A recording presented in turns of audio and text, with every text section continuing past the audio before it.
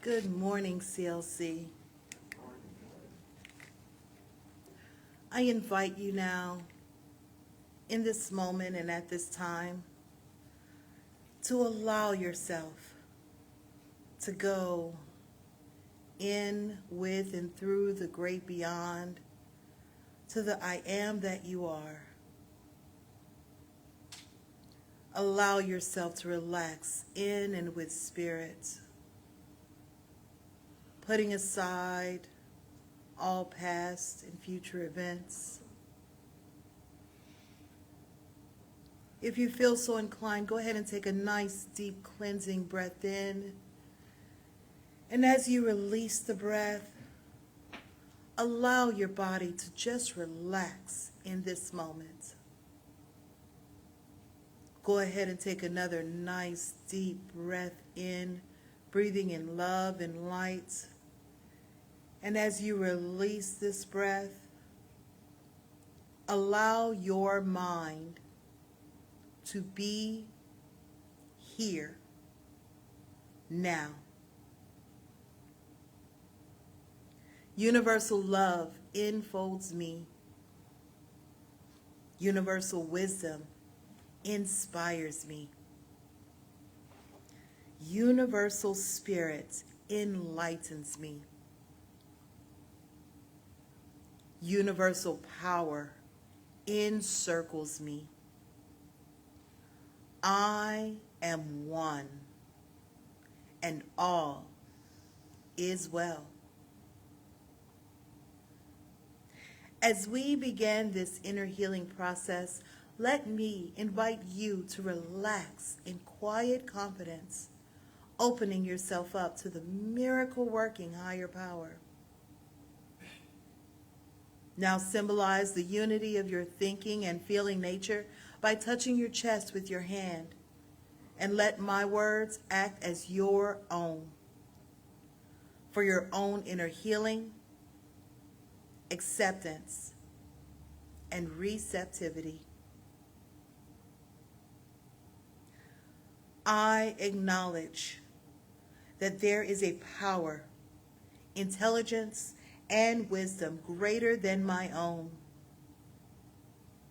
I am in the midst of it, and it is in the midst of me, sensitive and responsive to my every thought, action, word, and feeling.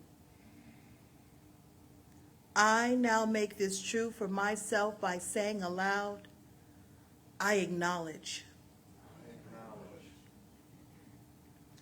Acknowledging this higher power working through my life, I admit that I am personally responsible for solving my own problems while being guided and assisted by something greater than myself. As I am ready to surrender the conflicts of my ego to the wisdom of this infinite presence, I simply speak these words. I surrender.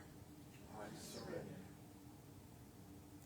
Knowing that forgiveness is the key to unconditional love and the feeling of heaven, I now unconditionally forgive anyone and everyone who has ever injured me in any way, real or imagined.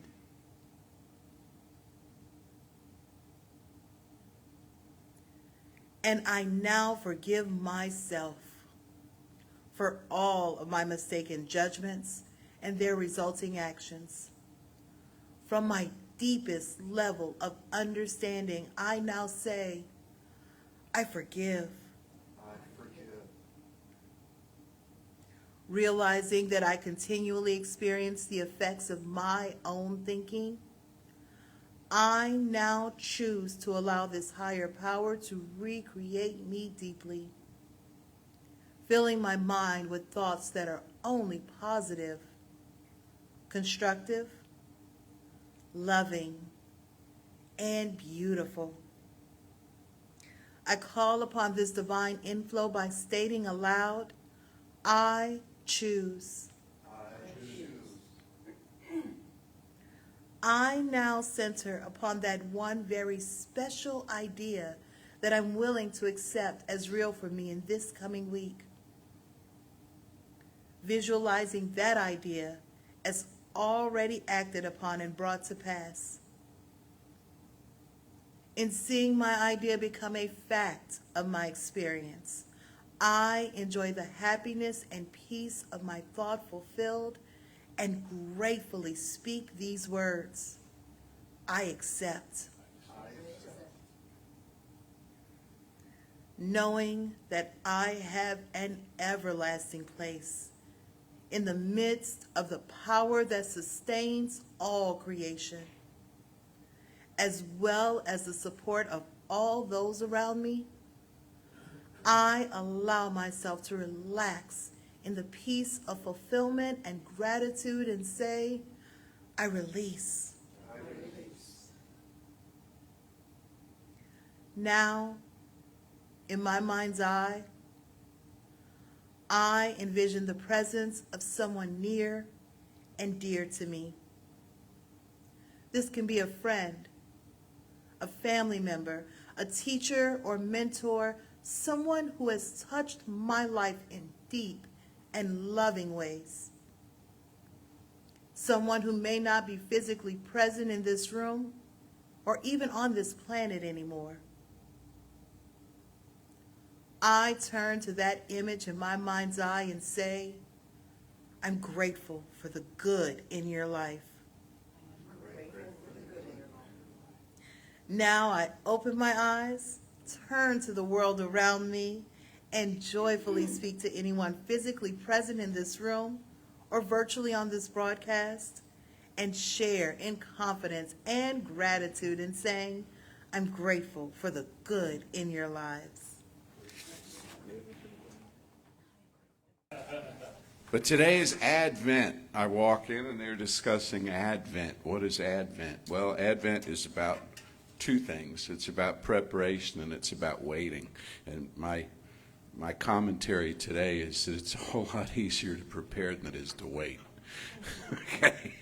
Because preparing keeps you busy. Running around, right? Like imagine you're having some people over to the house. And so you're going to prepare food, and you're going to have maybe gifts for each of your guests. And, of course, the house will have to be clean and decorated and all this sort of thing. And so you scurry around doing this for however long it takes you to do it, and then it's party time. But you're done. You're done setting up, and the guests don't arrive for another hour or so, let's say. What do? Well, you start finding stuff wrong with what you prepared, right? You start, that's not right. Let's move that here and fix this, that, and then you tweak everything, and you because the waiting is the hardest. Tom Petty. The waiting is the hardest part. The waiting. We are not good at waiting. We're not good at waiting, and rather than just saying, well, we ought to be. Or we're not good at waiting, therefore we should never have to wait. I want to split the difference and look at why we're not good at waiting and what we can learn from waiting. So I use what came to me as a metaphor. Jeffrey texted me the other day and he said, what's your metaphor for Sunday? I appreciate that. He understands the importance of metaphor, to build music around. So looking for a metaphor for this about preparation, I came to the idea of a snack machine. Snack machine, right? And so it's got all the little snacks in the window, and you put your money in and you hit the appropriate button. And nothing happens. And nothing happens. You know what you do? You go through the 6 stages of grief right there. This machine took my money. Maybe anger's first. This machine took my money. This is unfair. This is an outrage. Who do I see about this? Maybe you give the machine a kick, Then you rationalize, maybe. You say, well, I didn't need that snack anyway. This is probably... Then you get cosmic. It wasn't meant to be. The universe did not want me to have that snack, as we pretend the universe makes our decisions for us. Okay? Then you're back to then personal unworthiness. Everybody else got a snack but me, who put their money in this machine. So this is personal. This is an offense against me specifically. Then there's embarrassment. There are people in the area who saw me put my money in and not get a snack, and they're wondering what I'm going to do about it. Just like the kids on the playground when you were little, and they're like, are you going to take that from them, right? Your real helpful little friends, who wanted to push you into a fight. So you're going to take, so now we're embarrassed, and it's like, I really should stand up for myself and be more assertive and go find who, call the machine company. And you get the picture, and you go through all of this stuff. You're not seeing anything. You're not hearing anything. You're involved in your own process to the point where your snack drops into the bin, and it's sitting there waiting for you, but you don't notice it, because you're so outraged about how long it took, and you're still all caught up in this. Your good is in front of you. You read the New Thought writers, they say this to a person. Your good is right in front of you. Everything you seek is right where you are. The problem is not the absence of your good. The problem is the distraction of your attention, that we focus on other things. What is it Ernest Holmes says repeatedly? We look too far away for reality. He was channeling Emerson when he said that. We look too far away for reality. Where is my good? Where are people who could be my friend? I say, looking right across the heads of everybody who's in front of me. Where is happiness? Where is peace? And it could be right here. So we wait. There are two kinds of things in this life. Just like they say, there are two kinds of people: those who finish what they start. And anyway, there are two kinds of things in this life, really: the things we can control and everything else. The stuff we can control and everything else. What do we control? Our choices, our actions. You could argue that some of those are compelled, but by and large, they're chosen. We may find ourselves compelled because of a situation we've gotten ourselves into, but you back out far enough and you see there was a succession of choices that led to that moment. And we choose our reactions to our choices and things. But we do not choose the reactions that other people have, or how the process grinds away on its own to deliver to us ultimately the outcome of our own belief system. There are a lot of mysteries here. There's a wonderful Bruce Cockburn lyric we were talking about in another group recently, where he says, the road, something like the road, they'll find it for you, the road goes on forever. We can't see around the bend. Sometimes it leads us through dark places. Sometimes the darkness is our friend. Sometimes the darkness is our friend. The darkness of what? Unknowing. The darkness of mystery. The road leads us through the great mystery to the ultimate outcome. The ultimate outcome being a change of feeling, a change of inner awareness. Not so much form. We associate inner awareness with form. I can't feel differently until life delivers better. And we have the process exactly reversed from how it works in nature, which is the universe can't deliver better until I feel differently. Until I feel differently within myself. So that's where we do our work. So the person who's standing there in front of the snack machine that won't deliver, if they're conscious of their own interior process and their power as a co-creative entity in this world, they're going to look at, whoa, look at all these feelings that are coming up about a snack, about a possible sacrifice of 75 cents to the great god of vending machines who delivered to me nothing except what? Self-awareness. That's what it's always all about, is self-awareness. We learn this. So Advent is a time of preparation, which we know how to do because we keep busy and we bake more stuff and we bake more stuff and we bake more stuff. Like who is it, Izzy on Grey's Anatomy? You remember that? How she deals with her grief. She bakes a whole house full of food. And then there comes the part that makes us really uncomfortable, which is the waiting.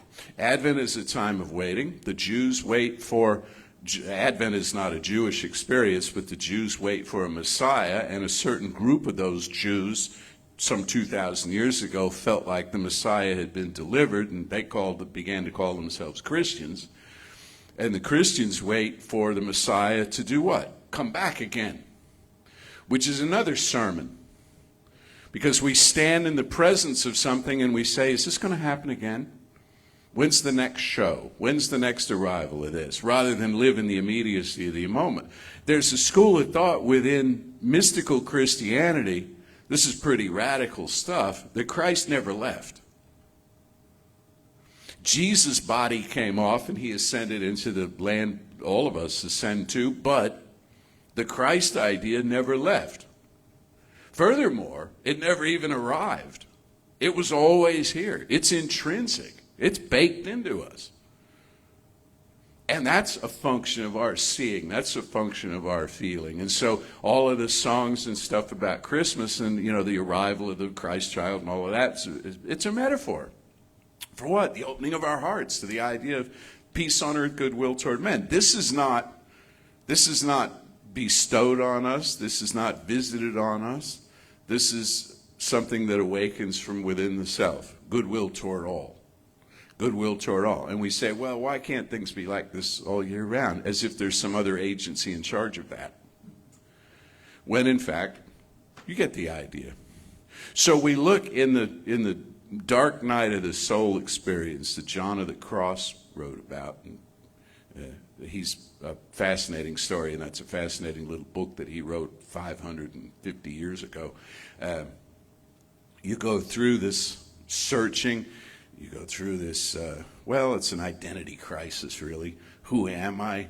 Whose am I? Is there a power? Oh God, if there be a God, save my soul if I have a soul, that kind of thing. You stare into the abyss. We worry about immortality. Where have I come from? Do I continue to exist? Why am I doing all this work? Why am I improving myself? Why am I learning all this stuff? If all of this gets rinsed away, and we notice the array of feelings that we get to walk through in the process, which make us ready, It's a quest. It's a heroic journey. It's all of these things mixed into one. This self-inquiry makes us ready for the good that we wish to experience so that we can take it up fully, not as something that has fallen out of the sky, not as something we've gotten lucky about, worked the angles, played the game. No, it's our divine inheritance. It's our divine inheritance, this good that we seek. All of this stuff like prosperity and harmony and joy and love, these are not special gifts of spirit. This is what we're entitled to, man. This is what we come from. This is who we embody. It should be easier than this. It should be easier than we make it in this life. So much of what we do in this teaching is about working on our limited beliefs, trying to change those limited beliefs. Because the good news is, as you hear me say and the others say, like the incredible Danielle last Sunday, thank you, you hear all of us say all the time, there's nothing wrong with your relationship to your Creator. God loves you just the way you are. It loves you in a way you can't possibly imagine because it's God. It's not your dog, it's not your partner, it's not your child, it's not like anything else around you that you can see and understand the dynamics of the relationship with. No, it loves you as its arms and legs, as its heart, as its brain, as the experience that it's having in this world at this time by means of you. There's nothing wrong there. It doesn't matter who you are to that. It doesn't matter what you've done. It doesn't matter what you've forgotten to do. It doesn't matter what you were doing well for a while and then quit at, or any of this stuff, okay? None of the judgmental stuff that we pile up in terms of our human relationships affects one iota of our experience of the grace of that source. All of that's handled. How else can I say it? How else can I put it? Well, Check back in next week. You'll hear, next version of this, right? Watch every day on Facebook what our people are saying and our classes and everything else. There's nothing wrong with that. That's all the good news. Meanwhile, as they used to say in the old movies, back at the ranch, we're piling up beliefs about ourselves based on prior experience and evaluating ourselves and worrying about what everybody else thinks about us. And that's what gums up the works. Not all the cosmic jazz, spiritual psychology, right here at hand. So that's why our work as metaphysicians, did you know you're a metaphysician? Is that a lofty term? Our work as metaphysicians is to unravel how it is we got where we are based on our thinking, based on our feeling, and based on our putting of thinking and feeling together into this dynamic we call belief. How did I get where I am with my beliefs? And what can I do to unspool some of the ones that are not healthy for me, that are counterproductive to me? Like, say, I'm not worthy. Boy, I'd sure like to be rich, but I'm not worthy. I'd sure like to be loved, but I'm not worthy. I'd sure like to, we have a long list of things, but I'm not worthy. It's like we sit on Santa's lap. I'd like a pony, and I'd like a sled, and I'd like this and this, but I'm not worthy. Well, what keeps batting our good away from us is nothing external. It's our own feeling of unworthiness. So what we want to do, beyond just conquer the unworthiness, which is sort of jumping to the end of the process, is be in the process, because life is a process. To ask ourselves, so where did that come from? And what could I put in its place? But I'm going to sit with it for a while first and ask it where it came from and have it tell its story rather than just tell it to shut up and go away and put some other idea there. It's like, where did this come from? And this is really instructive. And it can be uncomfortable. But you know what it's a whole lot more comfortable than? A life of doing without. It's like momentary discomfort. It's, some things just are. And that's all right. So we ask ourselves, where did this belief come from? You say, well, when I was a little kid, I took on this belief about myself because of this and this. Because of how things were going in my family, or how my family was faced, how they were treated in the world, or how society worked, or I was ill. I was ill. Surprisingly large number of people were ill as children and took on a defeating self-belief about that they could not make it in life, that they could not compete, that they were not. Well, my God, how awful. Could you imagine going up to a sick child and saying, not only are you sick now, but your life in your 20s and 30s and 50s and 70s is going to be miserable too because of this experience, because of everything you're missing out on and the fact that you're not competing and keeping up. That's abuse, isn't it? But we do that to ourselves. We do that to ourselves. We have all this abusive stuff that we pile on ourselves about, I'm not capable. That's what we want to sit in the dark with and ask it where it came from and begin to process it differently so that it can change. And we begin to put new beliefs in the place of this. We say, yes, I overcame. We forgive, but we don't forget.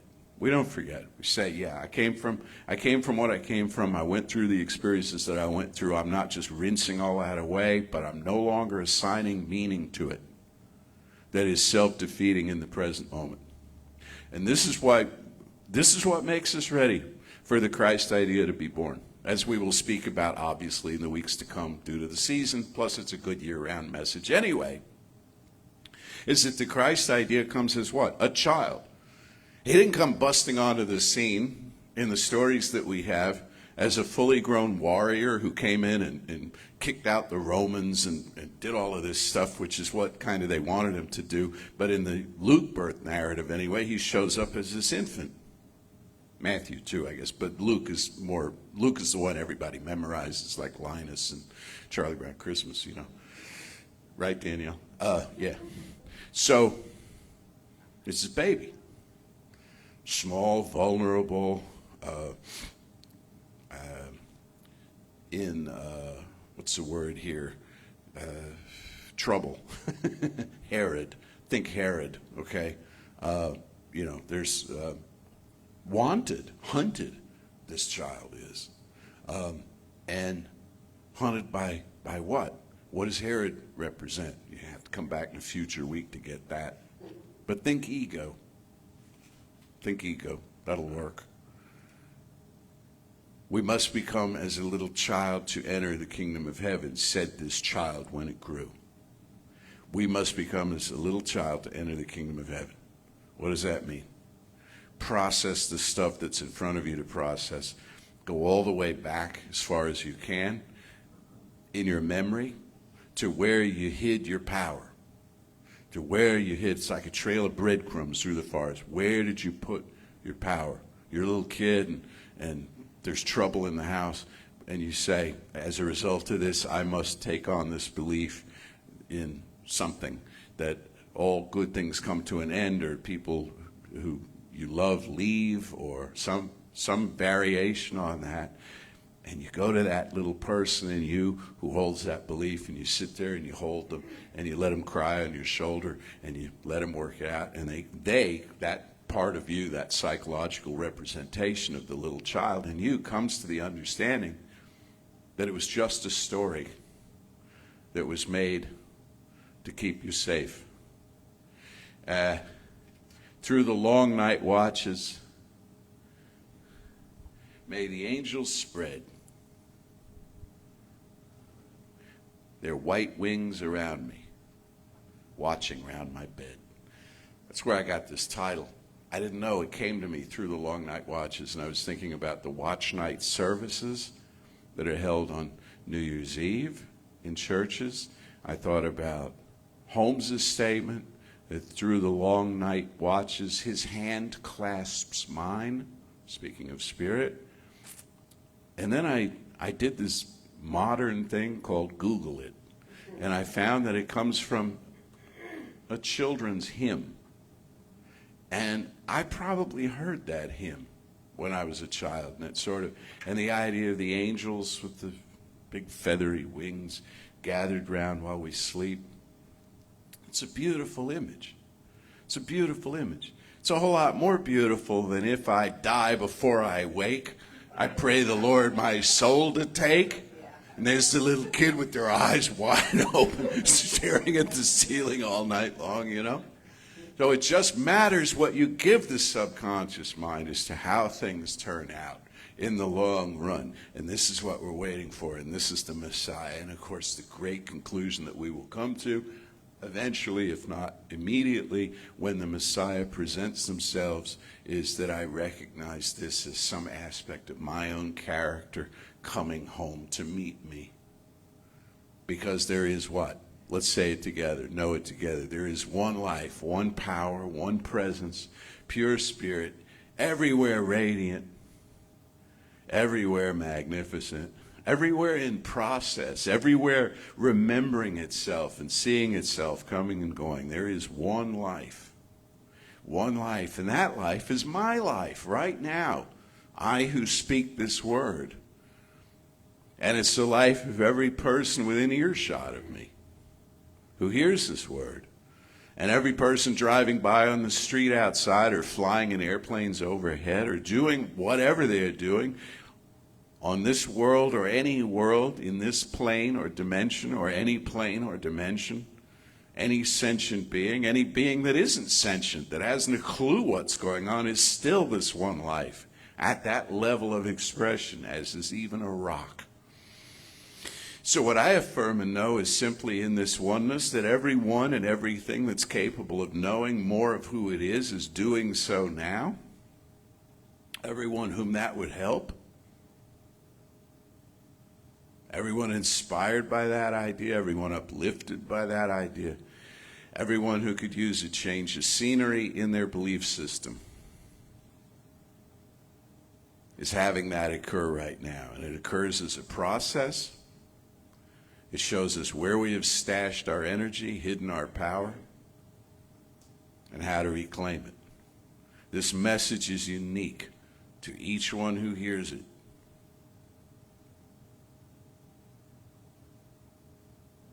And for this knowing and the delivery of this awareness and all that comes of it, for each individual and for the world as a whole, I am so deeply grateful. I release this word now into the cool winter air, calling it done, and so it is. An Advent song.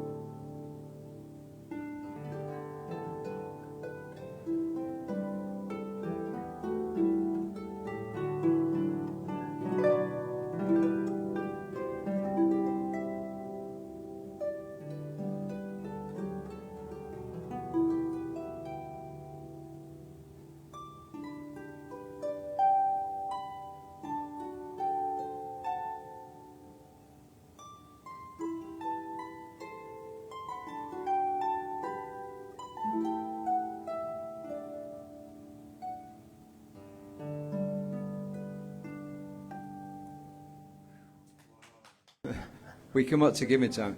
Well, we come up to the serious part, which is giving time. I mean, seriously, it does take money to keep this center running. We do appreciate everything everybody donates to us, whether it's your time, such as Denise and her crew putting up our Christmas decorations, or whether it's being an usher, it's being a practitioner or a minister. We appreciate everything you do, everything everyone does.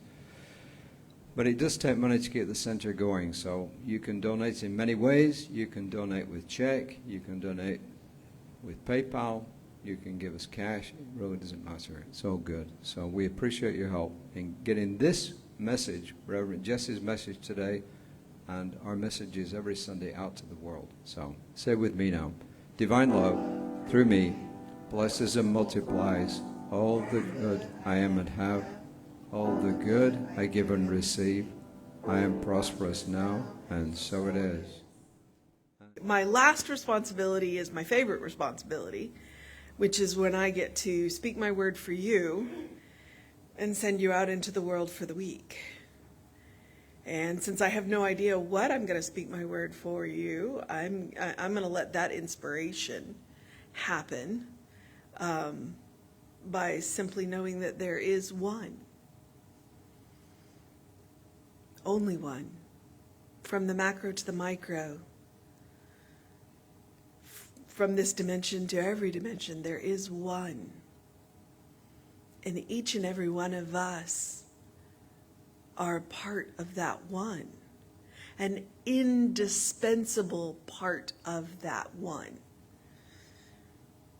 That one could not exist without us, and yet it does. And that's the magical mystery. And as I am knowing this one life, one power, one presence, one love, and feeling my unity with it, my affinity for it, and knowing your unity with it and your affinity for it. I am knowing that as we walk through this week, as we walk in this Advent season, as we walk through this holiday season, that we do it with peace, that we do it with grace, that we do it with comfort, that in those moments when we wait in the anticipation of the oneness. That in those moments when we slip slightly off, that oneness reminds us who we are, gently as it does. And that we stand in front of our good and recognize it for what it is. That instead of looking into the far off yonder for our reality, we recognize that it is closer to us than our jugular vein. That our good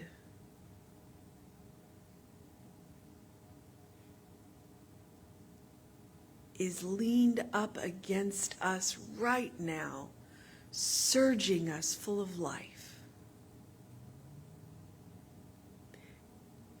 And I feel this with all of the gratitude in my being, the recognition of the good. And I am grateful for a teaching that reminds me to look close to home for that good. And I'm grateful for a community that comes together to remind each other of this good. I am grateful for our musicians, our ministers, our practitioners. I am grateful for each and every one of you. I am grateful for the technology that allows us to send this out into the ethers. And I am grateful